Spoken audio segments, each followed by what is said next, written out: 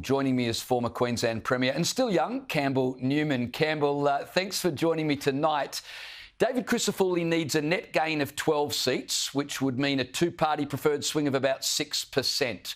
Can he do it on Saturday?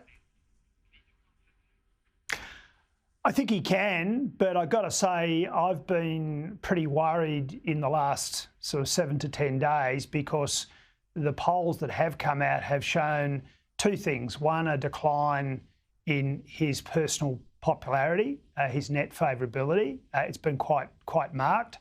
And also there's been a slippage in the two-party preferred, a slight change in the primary vote. So I'm concerned. And the most recent polls are showing sort of a primary for the LNP at about 41. Well, that's where the Newman government lost in 2015, a primary of 41.3.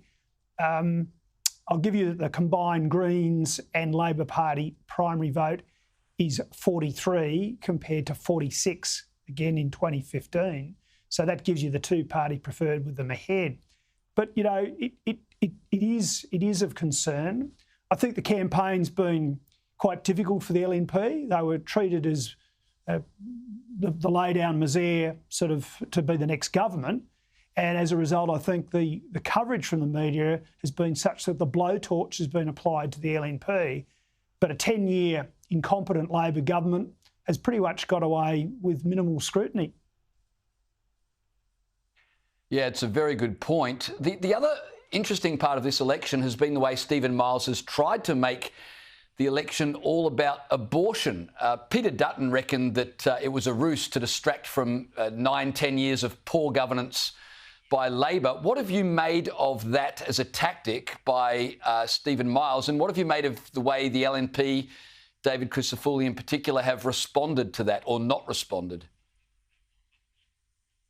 Well, look, I want to correct something I said last Friday on Steve Price's show, where I sort of sought to say that I didn't think the impact was that great. I think that was wrong, and I'll say now I think the impact's greater than I thought at the time. And here's the reason why. It's actually the way that the LNP have then dealt with it. And when we saw the third debate this week, Crisafulli sadly almost took the caboose over the cliff, because there was a moment where he was being asked about abortion and he kept repeating his line about there'll be no change. Miles then hit him with, but do you support a woman's right to choose? He ducked it then.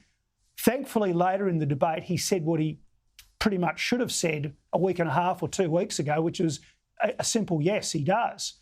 And that, if it had been said a week and a half, 2 weeks ago, would have diffused it.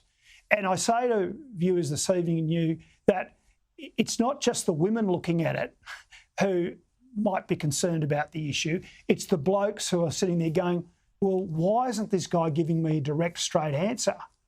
And that troubles me greatly. But he did deal with it, and the campaign has been dishonest. But the trouble with dishonest Labor Party campaigns is they tend to have teeth, and because they know how to do it. All right, let me throw a curly one at you. I want you to imagine for a moment that you're a Labor heavyweight. Are you happy that you replaced Anastasia Palaszczuk with Stephen Miles? Or would you be looking at his campaign and thinking, we should have stuck with Anna Palaszczuk? Well, this campaign has ended up being between these two personas. That's the contest, I suppose, usually. It's the daggy dad from the suburbs who smiles a lot, is inoffensive, he's a bit sort of, God, he's like, you know, how did that guy get to be Premier? But he's not scaring you, versus the high energy, focused man on a mission.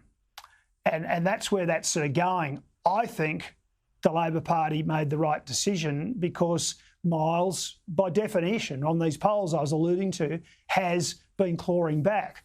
I personally, though, am also quite amused almost to see that the Labor Party are already sort of getting ready with the recriminations and the blame game to blame Anastasia for not going early. Well, in 2020, she was elected by the people of Brisbane, the people of Queensland, to be the Premier. And the idea of bailing out sort of a year earlier, say 2 years out from an election, or certainly more than the 10 months she gave Miles, I think is treating the voters absolutely shamelessly. So, 10 months, if Miles can't win it with that sort of head start, then he never was going to. So I think they should lay off Anastasia. Let me ask you one last question. This one about the Greens. They still think they can sway voters, and they've promised to introduce a bill banning the Queensland government from outsourcing any hospital services to pro-life groups like Mater hospitals. Now, they're saying it won't affect existing Mater hospitals, but there'll be no more Catholic hospitals in Queensland unless they agree to perform abortion services. That's what the Greens are saying. What do you think about that? Oh, look, it's just the usual disgraceful, awful politics of the Greens political party. By the way, I believe that I'm not saying they're going to lose the seats they've got in the Queensland State Parliament, but they've certainly hurt themselves over the last 12 months with the whole Palestine stuff and their sort of anti-Israel approach. I think that's biting. There's polls that have shown that their primary vote is off. And, I think as time goes on, people are waking up to, how bad these people are, how extreme they are, that they really don't have a legitimate role in government while they continue with these extremist policies. Campbell Newman, thanks for your time.